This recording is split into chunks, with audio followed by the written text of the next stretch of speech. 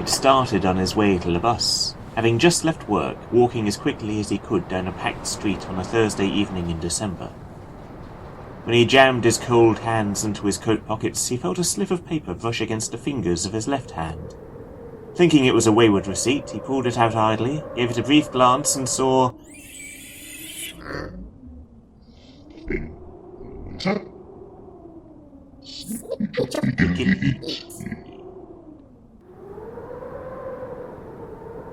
Evidently, some idiot had slipped it into his pocket as he passed by, doubtless under the misguided assumption that they were being witty.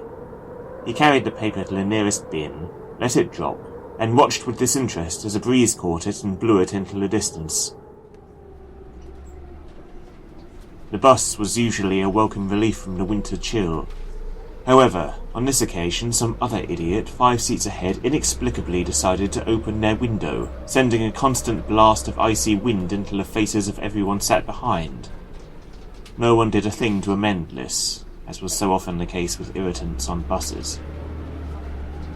When the stop finally drew near, he extracted one hand from his pocket to push the call button, and found another slip of paper caught between his fingers.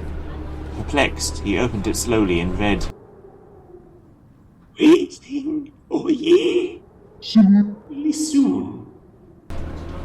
He looked around quickly, saw no one looking back, no one nearby who would have been able to sneak anything into his pocket, no one who, best as he could tell, had followed him onto the bus. Had he simply missed this one when he found the other? Maybe. Probably. His coat had fairly deep pockets. It was far from impossible. He missed his stop in all his pondering, and so left the bus with an extra 30 feet to walk back to his door. With much muttering and curses through gritted teeth as he started back towards home, he let the stupid note fly away and jammed his hands into his pockets.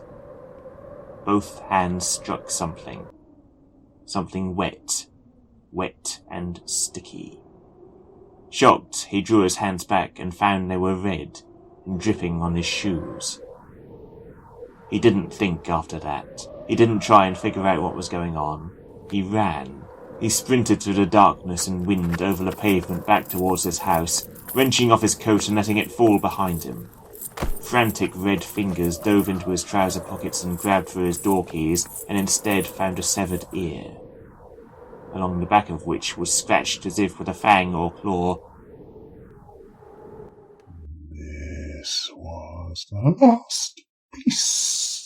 Do not feast on ears not tasty. This will be all that's left of you.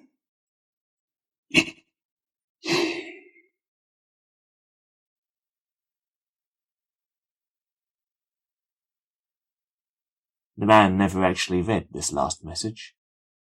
However, the one who found his discarded coat, with a brace of severed ears resting atop it the following morning, did.